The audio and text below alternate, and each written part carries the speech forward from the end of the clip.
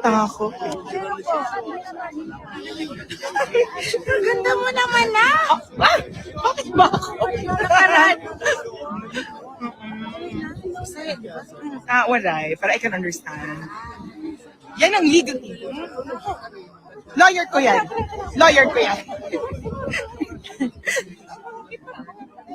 Ang dami.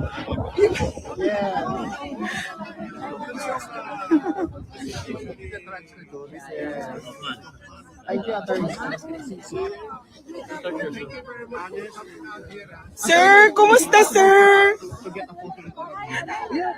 Ay sir, kumusta? Yung lawyer ko nga sir eh.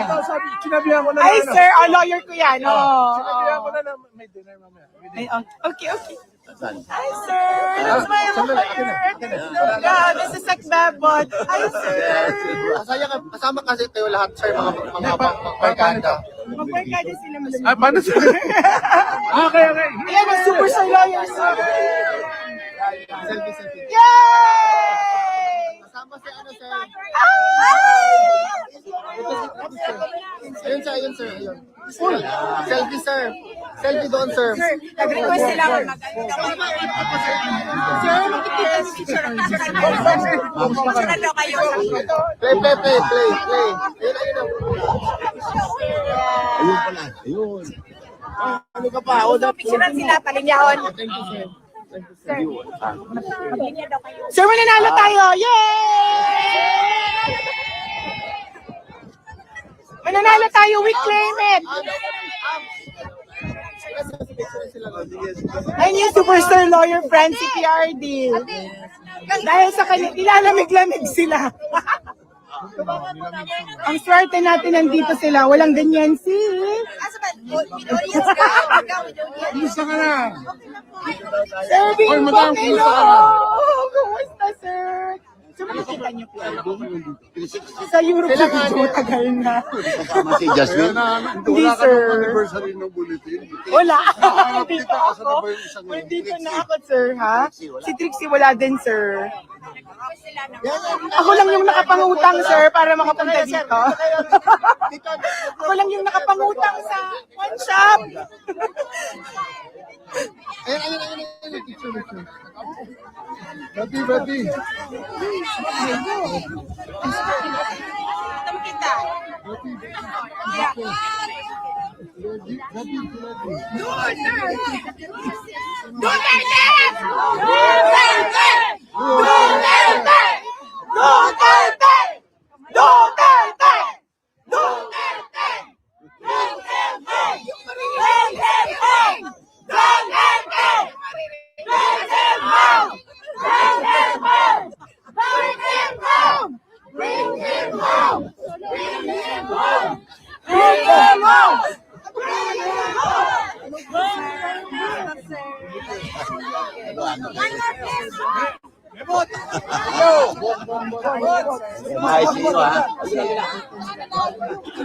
Namin sila si PRD, mabibisita nila sa loob.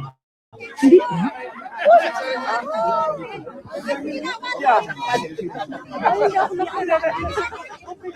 Ang nandito si Alvin, can you kindly explain to the people sino nandito? Attorney Delgra, Attorney Bello. Secretary Bello, Attorney Salvador Panelo. Dulay, Lim, at saka Medjaldea. Oo. Anim. Anim sila ngayon. Kaya nga gusto ko yung silang anim ba na picture. Grabe mga best friends nyo. Wala kayong ganyang best friend. Merong best friend si PRD na ganyan. Wala kang best friend na ganyan. Exactly. Hindi. Isang best friend mo sa ating Best friend na sila pag may pera. Yan ang best friend nila. Ang best friend niya si Pierre Castro. Yeah. Ito may pera o wala, best friend talaga to. Tinatanong ni hinahanap at yung tricks, hinahanap ka Oo, hinahanap nila. Si Jazz. Hinahanap kayo. Ang sabi ko, ako lang yung nakapungutang ngayon para papunta dito. Sila hindi umabot. Oh, di ba? Wala pa visa. Sana naririnig tayo sa ICC na yun sa loob. Duterte! Duterte! Duterte! Ano mo nasisimula? Ikaw talaga nagparagsimula dito. Charot. Sure, type present. Hi, hello.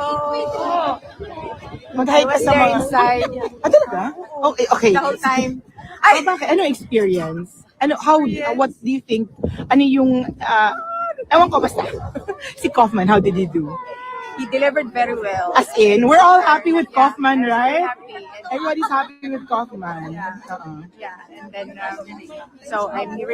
I will try to register again tomorrow. Isama ako. Isama mo ako. Sa'yo man ta. Ay! Maliit mo. Because I was not officially registered today. Oo. Nag-early lang ako, tapos may extras lang. Sige, try tayo. Magigising tayo na maaga bukas para makapasok sa loob Same ng... area ka pa rin ano? The same ka pa rin doon? Saan na ako sa Ritz Paris. Charot. Hindi Ano na. sana kayo? Doon Hindi, ba yan hindi. sila lahat? O, dun sila sa dati kong hotel. Oo. Hindi na nag-move na ako to, sa loob ng ICC. Char. Picture tayo, miss. The whole week ka rin? The whole week ka dito? Dapat hindi na dapat, buhay kayo mga addict or yung mga criminals sa Pilipinas. What do you make out of that ordinance? Sa tingin niyo po ba mapapalakas nun yung asal sa prosecution? Is that the president in a formal strategy?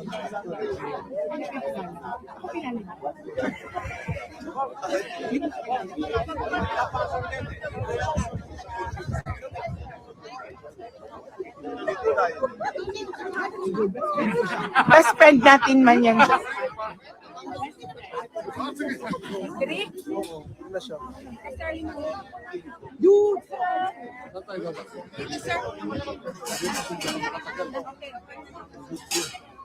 Sir, sabi ng mga Duterte supporters, mag-thank you daw kami sa inyo because of your dedication to PRD.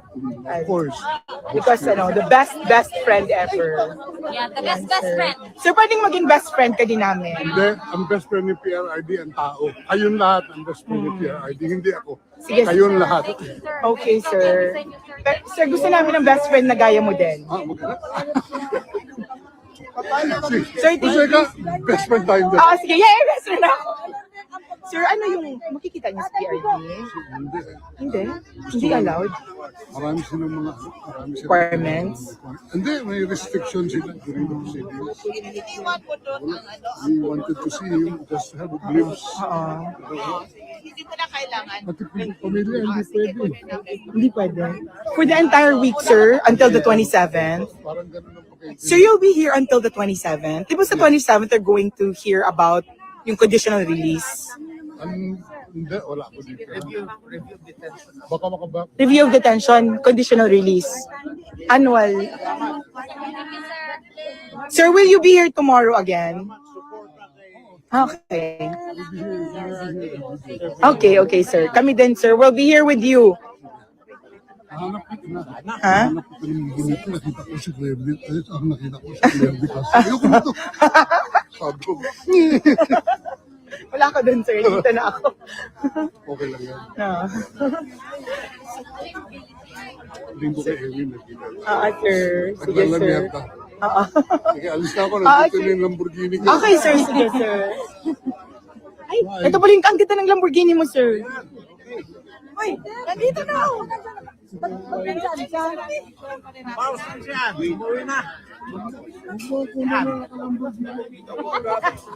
Ay, huwag daw po niyan siya nakain.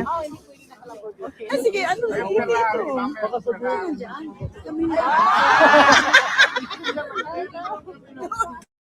Madami kami ditong Duterte supporters. Hi, ma'am. Ay, sorry, nahila naman. Hello, ma'am. Ulit, ma'am. Ma'am, ulit. Nakikita ko lang yung kanyang mga... Ang ganda. Ay, ma'am. Kita lang pala namin sa live. Oo. Live. Lawyer ko yan. Magaling yan. Lawyer ko yan, ma'am. Dahil marami akong kaso. Oh. Sa Bebot Bello. Ano yan? Best friend niya ni PRD. Bata pa sila. Bata pa sila.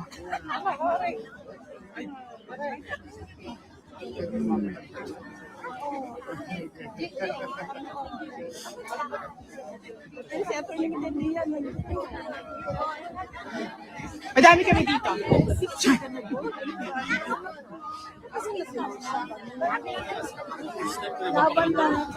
Ay, first time niya, sir. Ah, talaga?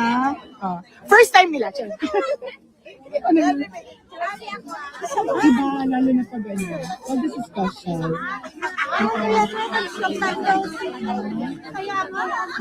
Nakapasok kami sa loob. Gisingin mo ako maaga. Char. Oo. Pero di ba hindi pwede mag-cellphone? Salamat po. Ay, deposit?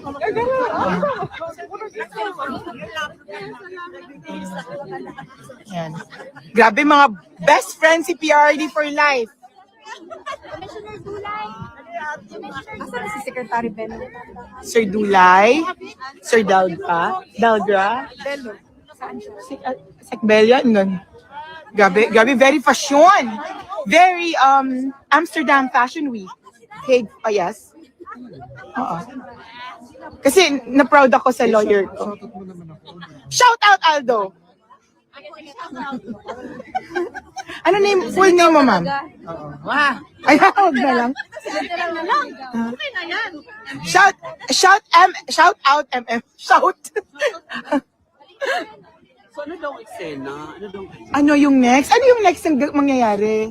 Ano na yan? Ayun, tanungin natin si Atty. Dulay. Ni Angela. You look so fabulous. I swear. No. You're from Dubai all the way? Ang layo. Oh, wow. Bisaya ka. Ano sa manabot? Surigao? Surigao. Ako gikuan kaya si Ma'am Betty. Ay, hindi pa. Wala pa. Oo. Excited man ka.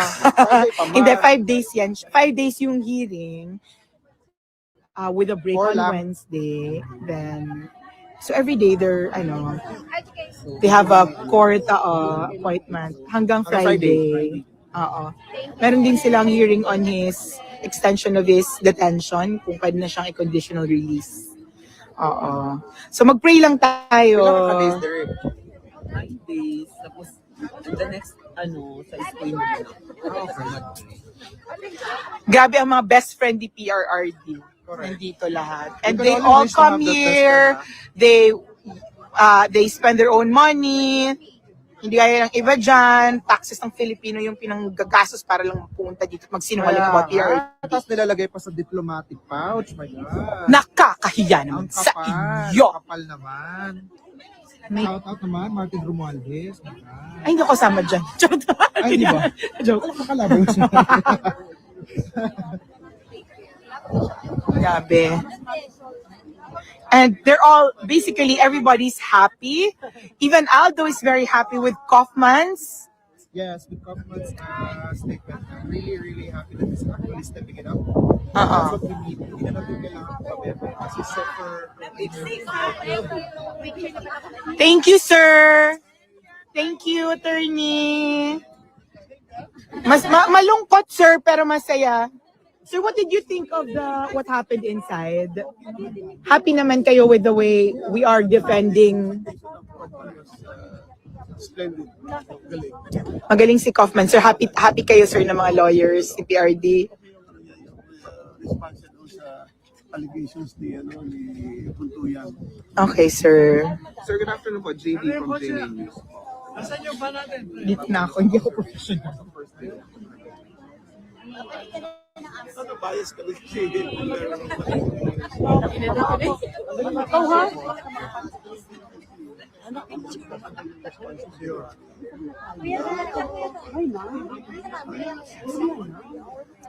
Hi, Sexal. How are you? Okay, sir. Sir, you look so dandy. Of course. You don't have a long coat with you? I can imagine, although I don't want to. Sir, so what did you think of today's proceedings? You don't think? Did you like Kaufman? Okay naman siya. Ng prosecution sila. So, but do you think we really have a chance? Iba ang theory ako kasi dito. Irrelevant sa akin. Dapat, gusto ko marinig si Kapwa na sabihin niya sa mga judges. What are you doing here? You have no jurisdiction over my client. Why are we doing this? According to your law, you cannot come into a country which has the capacity to prosecute. Ito clear, yung bansa nito, kinulong 2 presidente, 2 senador, tinatapon ng isang presidente, libo-libong kinulong. Mas nasasabi na wala silang kakayahan. Wala kayong jurisdiction for very Sir, start. baka mawawalan siya ng trabaho kasi ang nagpasweldo kay ICC. Yung ICC. Hindi niya pwede sabihin yun sa mga judges. Hindi, pwede niya sabihin yun. Kaya lang, concentration niya, iba eh. Ito siya po. Concentration. Yung pinaka-niya style ako. Sila, kasama nila ba? Yeah, yun ang talagang ano din. Pero maganda yung mga piloto niya. Kasi sinagot niya bawat ni-raise ng kabila. Oo. Parang sa Rappler yata yung sa prosecution eh. Sa Rappler. So, pero sa totoo, naniniwala pa ba tayo that real justice can be, we can get or real justice considering... Never ako naniwala. Kasi nga, wala silang jurisdiction eh. Irrelevant na yung ginagawa. So, what do you hope to achieve inside, sir? Just na lang? Just wants to justify its existence. Kaya magpili sila. Yeah. Tsaka wala naman sila nakukuha, puro African, small-time African, mga ganyan. Anyone. Actually, the one that he was in there is a freedom fighter from Kosovo. So, ICC is not really, maybe we need to have an alternative ICC. That's how I was telling. Because they're not even putting the right people inside the prison. They're just using PRD as a poster child. Silang dapat na nasa prison. Exactly. Pero sir, because you're here and you've attended the proceedings even without believing in the legitimacy of it, what do you hope to achieve inside, sir? Ganun na lang. Para ipakita sa taong bayan, sa buong mundo, na walang kasalanan siya. Hinihinita, political. Political lang to. This is political. It's because we have a very insecure. The current administration just wants to remain in power. And Duterte and as well as Sara are threats. Yes. They're maintaining themselves. Sir, in your personal opinion, when Sara becomes president, we can easily bawi PRD. Siyempre, kahit Okay. pwede natin bawiin. Basta maging president. Okay.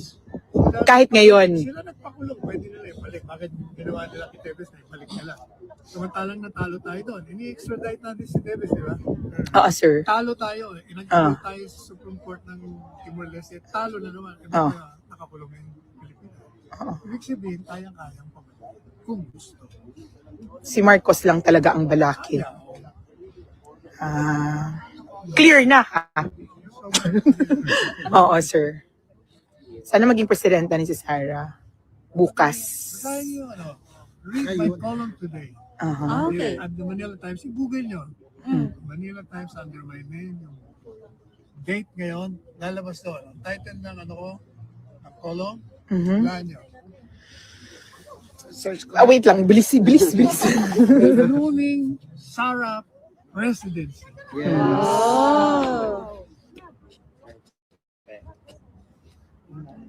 But we should campaign for her as if we are losing. Kasi if we get, we get, kung maging linya tayo, marami nang natalong kandidatong linya. Talo yung tatlong yan. Kaliwa, Oo, sir. Dilaw. tapos yung administrasyon. Talo yan. Kumain na nga yung dilaw ng sarili nilang suka. Okay, sir. How you want to? Okay, so I believe,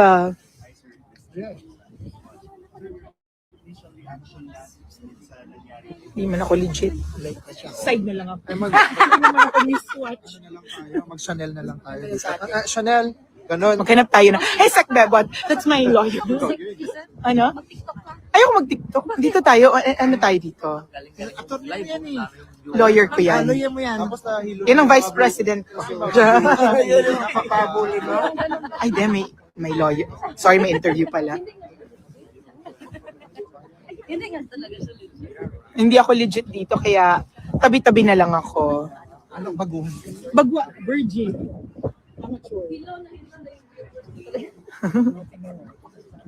Alam, kayo nagbubulan, hoy, yoy, wala kang pakialam. Di huwag ka makinig. Nyata, hindi ka naman iniimbita dito.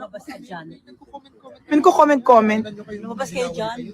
Papansin lang yan, papansin. Mga ano yan, kakampwet at ano, dilawan. Lawyer ko yan. Naka-Hermes yung lawyer ko. It's a cashmere. It's 100% cashmere yung lawyer ko. Very dandy. Oh. Lawyer ko yan. Ulit-ulit. Ulit-ulit. Lawyer ko yan. Lawyer ko very, big deal. Correct. Laban. Sige na, go. Kaya wag niyo akong aapi-apihin. Kasi may lawyer. May lawyer ako, yan. Correct. Walang makaka-api sa akin. Lawyer ko yan. Brad ko yan. Brad mo yan. Ako nag-bodyguard siya. Ayun na, hindi na lang. Ay, iniantay na siya. Lawyer ko yan, huwag niyo akong aapihin. Ay, dali na. Sir. Sige. Yes, sir. Yes, sir.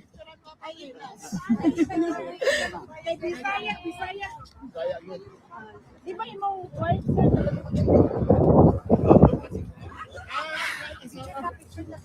Lain na sa...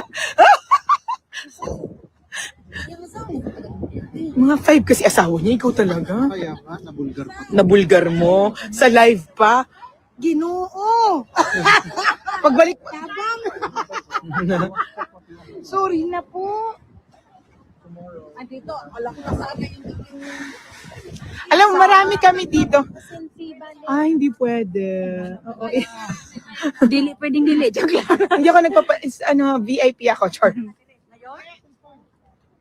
Kunya na, ay ko gusto magpag-greet daw. Ay, hindi ko kaya ng mga ganyan-ganyan.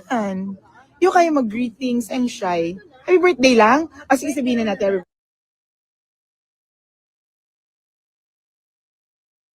We will ask you to send Rodrigo Duterte back to his family, and we will ask you to give back to the Filipino people their tatay digong. He spoke openly, from the heart, sincerely, and truthfully. And what a contrast between him and his successor in the Malacanang. For President Rudy, his word was his word, and the people knew it. For President Bongbong, his word is for the wind, and the people will not forget it. Let me remind everyone of the letter which President Ferdinand Marcos Jr. signed, it's on the screen, and in which he gave a cast iron undertaking that his government, and I quote, will not assist the ICC in any way, shape, or form. Well, as we know, he failed to keep that promise. Rodrigo Duterte need not convince the world of anything, and that is to his fortunate advantage given his current medical condition.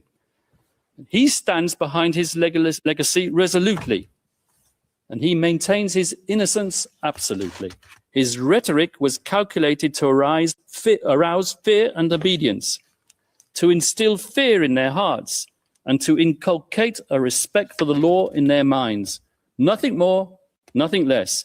That was his intent, and it was not criminal. And as many of these drug pushers demanded to enter prison, I remember seeing the images on the television, lining up to surrender and to enter prison. The chief prosecutor of this court, Mr. Karim Khan, not only failed miserably to carry out his duties under the Rome Statute, requiring him to examine exonerating circumstances as well as incriminating, but he single-handedly contaminated it. We will also convince you that as hard as they tried, the prosecution's investigators couldn't get even one of its criminal cooperating witnesses, whose reliability is next to zero, to admit that they heard the former president, Rodrigo Duterte, give an order to kill at any time relevant to the charges. or with respect to any of the incidents. And we hope that when you conclude your deliberations, Your Honours, that you will dismiss these grievously misplaced and politically motivated charges. And I thank Mr. Tuyan for his intervention, but I feel that I ought to remind him that this is a court of law which decides matters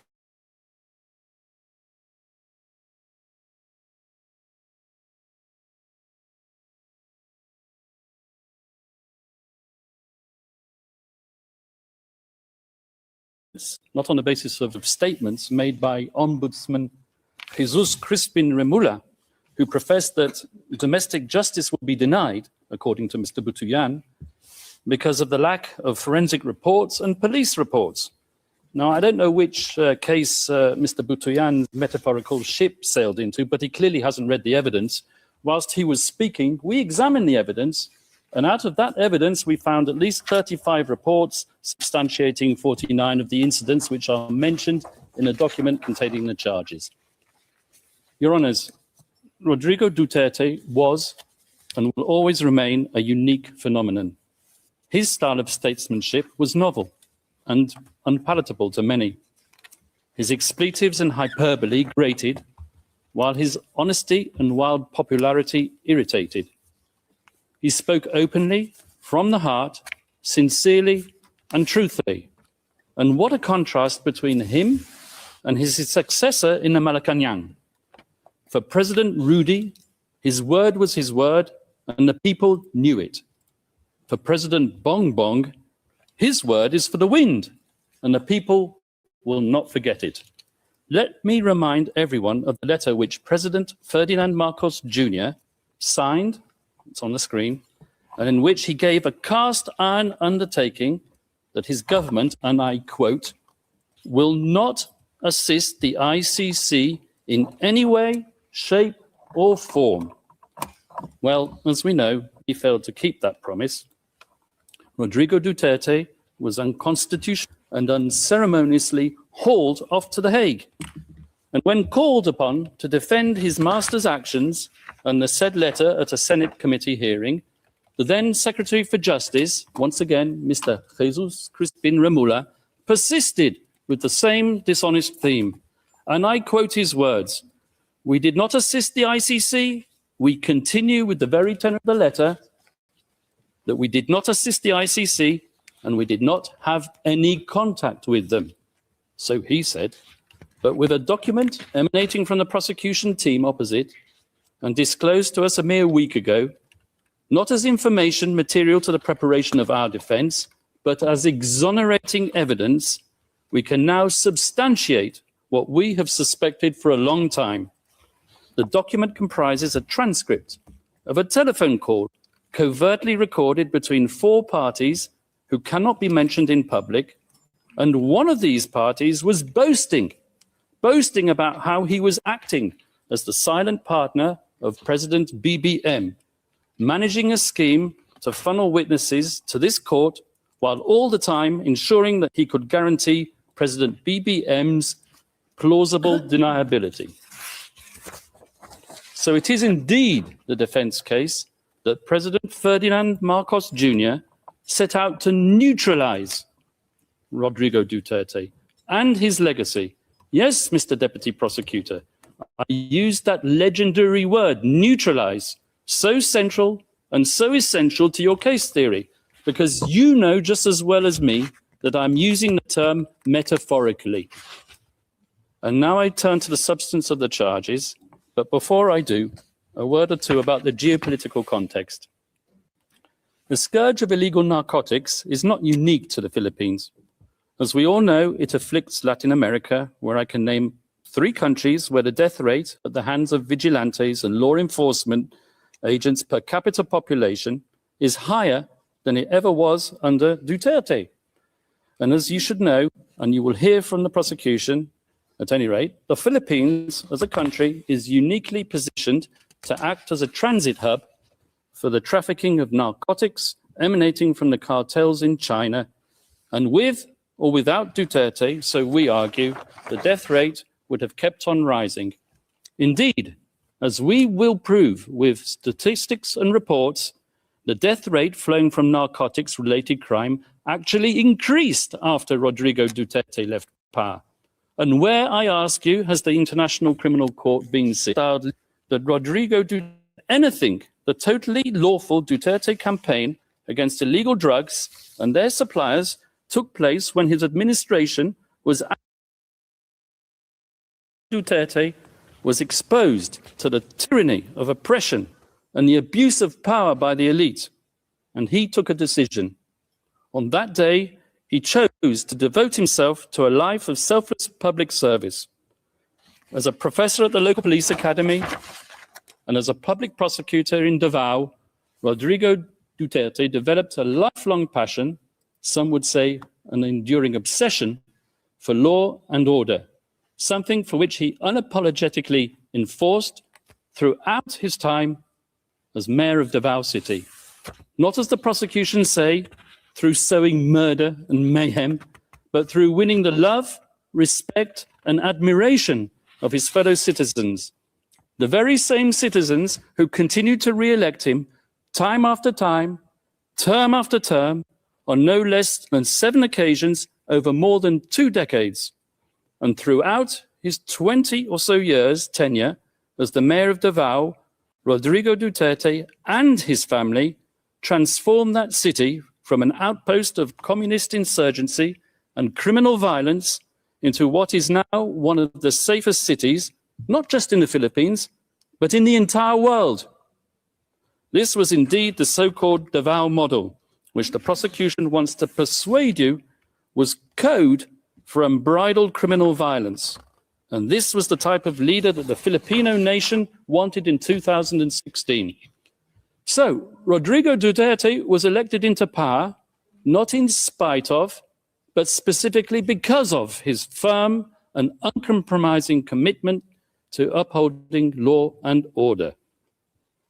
And after his election as president, Rodrigo Duterte remained a man of the people, without seeking to patronize the people. Gung-ho in his ways and with a belligerent tone, he spoke the tough tongue of the street, not the dissembling discourse of international diplomacy. He said what the people wanted to hear, but he said it in a way that offended sensibilities of world leaders unaccustomed to hearing it, one in particular, and that was what set him on the slippery slope to a prison cell in The Hague. And let me tell you how it works. It starts with the media, controlled by the powerful and the politically influential. With a sensational headline and a twisted editorial slant, the moguls sell their papers while promoting the partisan agenda of their backers in power. They highlight the salacious content while ignoring the true context, because that is what captivates the reader. And so it was with Rodrigo Duterte, whose speeches were fertile fodder for his enemies and detractors. A man whose hyperbole, bluster, and rhetoric, once published, became a natural target for privately funded NGOs and human rights activists, a loose collective more commonly known as civil society.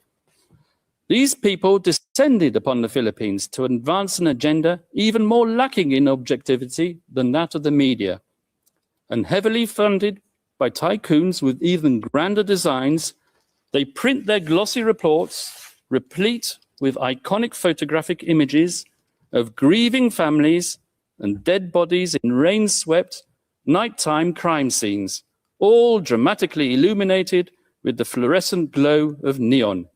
Images carefully crafted to shock the conscience and to sway the emotions, and, I may say, to be used by the prosecutor when they don't even relate to the charges.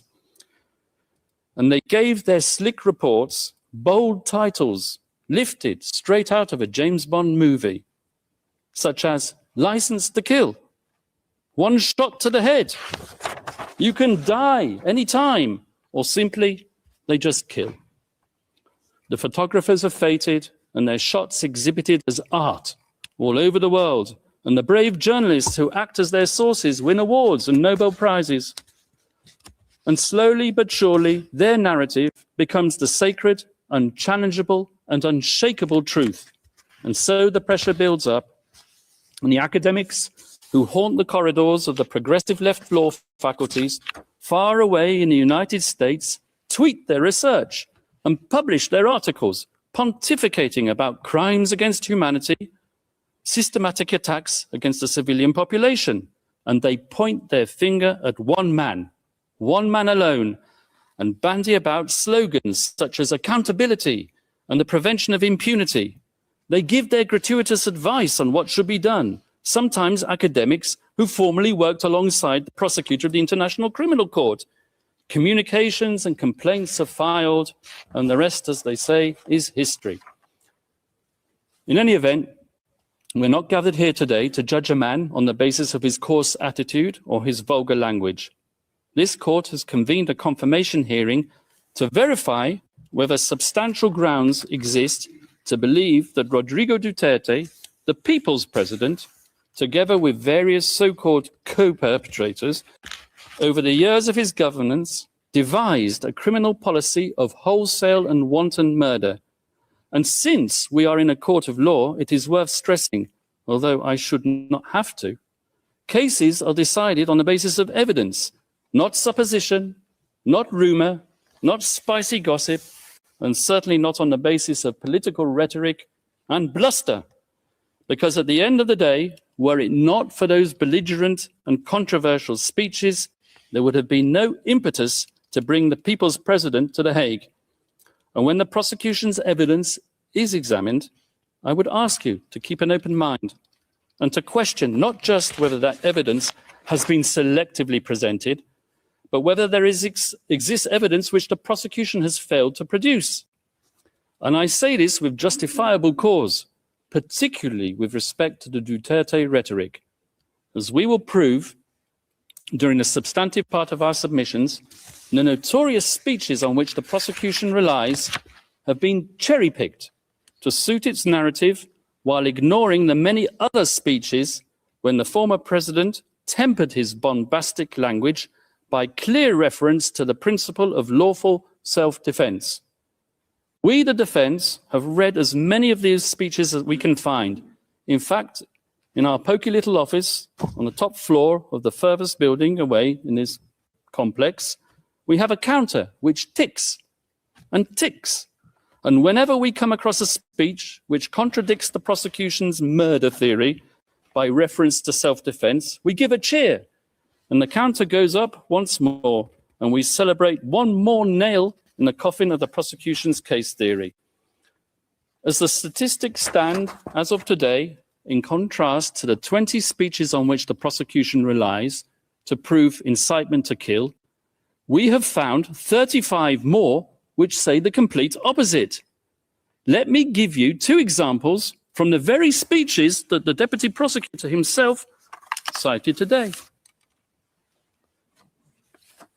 Let's refer first of all to the famous Pietà speech, which the deputy prosecutor referred to.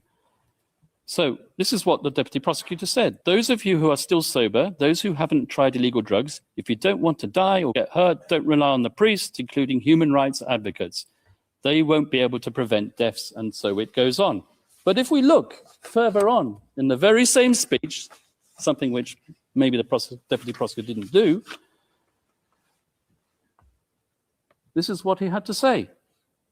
To our police officers and other officials, do your job, and you will have the unwavering support of the office of the president. I will be with you all the way. Abuse your authority, and there will be hell to pay, for you will have become worse than criminality itself. Well, there you are. You have it straight in your face.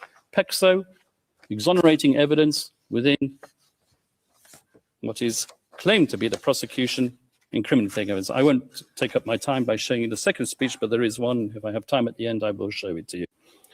So if you add to that another 10 speeches out of the 20 speeches on which the prosecution rely in its document containing the charges, after all, we are in a court of law and we rely on evidence. And what is the evidence that's produced of these speeches? 20 of them. 10 of them, I submit, and we will show this in the substantive part of our submissions, contain exonerating evidence which support the defense case theory. In other words, if you add the 10 which we've identified in the prosecution's 20, to our total of 35, we come to 45 speeches versus 10, which we say support the use of force only in self-defense. That is 350% more speeches in favor of our defense and 354% more reasons not to confirm the charges. And you can bet your bottom dollar that at the end of today's proceedings, either the victim's self-styled legal assistant to ICC counsel or a prosecution intern will be tasked with scouring the web, looking for the means to prove Kaufman wrong. And I will declare it, and I'll declare it loudly and clearly, as if the prosecution didn't know it already. It's not enough to state that since the former president made those extremely inflammatory statements and deaths occurred, that he must, as a matter of course, be criminally responsible for those fatalities. At this stage of the proceedings, the prosecution needs to show substantial grounds to believe that the former president actually desired and foresaw that people would be killed as a result of his incendiary language. For the prosecution to assert that Rodrigo Duterte hoped for deaths to occur or was recklessly indifferent as to whether deaths would occur, which he was not, that's insufficient. So once more for the record, Rodrigo Duterte's language was aimed not at suspected drug pushers as the prosecution would have it, but directly at those poisoning society with their substances, and not, I stress, with lethal intent. His rhetoric was calculated to arouse fear and obedience, to instill fear in their hearts, and to inculcate a respect for the law in their minds. Nothing more, nothing less. That was his intent, and it was not criminal. And as many of these drug pushers demanded to enter prison, I remember seeing the images on the television, lining up to surrender and to enter prison. Now, I challenge my colleagues opposite to prove otherwise, because as we all know, in a criminal process, the burden of proof is on the prosecution. They brought this case and they need to prove it. Rodrigo Duterte need not convince the world of anything, and that is to his fortunate advantage given his current medical condition. He stands behind his legacy resolutely, and he maintains his innocence absolutely. Now, I turn to the general fairness and objectivity of the investigation, which, as we all know, is meant to be an impartial evidence-gathering exercise. As an ex-prosecutor myself, I'm used to investigating agencies pursuing all reasonable lines of inquiry, assimilating all testimonies, and digesting all documentation and forensic evidence, recommending who to target for prosecution, but not so with this prosecution. When we, the defense, study the course of the investigation in this case, one thing is plain as a pikestaff. The chief prosecutor of this court, Mr. Karim Khan, not only failed miserably to carry out his duties under the Rome Statute, requiring him to examine exonerating circumstances as well as incriminating, but he single-handedly contaminated it, so we alleged, by pursuing a one-track crusade with a view to a predetermined objective. Let me explain. Although the ICC officially authorized an investigation into the so-called Philippine situation in late 2021, it was deferred a few months later back to the Philippines for the official investigation to resume only in late 2023. But the real meat of the investigation into count 1, relating to the activities of that fictitious construct, the Davao Death Squad, had effectively started way before then, with the sole objective of nailing Rodrigo Duterte. Indeed, all the way back in 2018, during its so-called preliminary examination, the prosecution had an individual who will be referred to as P1, handed to them on a silver platter. This P1 had been interviewed at an earlier date by none other than Chief Prosecutor Karim Khan, in his former capacity as a private lawyer. This item of pulp fiction entitled Duterte Harry. Your Honours, the picture on the front cover of that book says it all. It really does scream objectivity, doesn't it? I say that sarcastically, of course. Fortunately for us, the defense, the appeals chamber, has now disqualified Chief Prosecutor Karim Khan from this case. A welcome development as a matter of ethical propriety, but in our opinion, too late in the day to salvage the integrity of the investigation that he had supervised. An investigation in the course of which he concealed his former role as the victim's counsel, who had deemed our client a suspected murderer as far back as 2018 and right up to the very day before this pre-trial chamber issued its arrest warrant. Your Honours, over the next few days, we hope to convince you of the wholly insufficient nature of the evidence against Rodrigo Duterte. We will show you that the paltry number of speeches on which the prosecution rely do not manifest criminal intent. We will also convince you that as hard as they tried, the prosecution's investigators couldn't get even one of its criminal cooperating witnesses, whose reliability is next to zero, to admit that they heard the former president, Rodrigo Duterte, give an order to kill at any time relevant to the charges, or with respect to any of the incidents. And we hope that when you conclude your deliberations, Your Honours, that you will dismiss these grievously misplaced and politically motivated charges. We will ask you to send Rodrigo Duterte back to his family, and we will ask you to give back to the Filipino people their tatay digong. Thank you, Your Honours.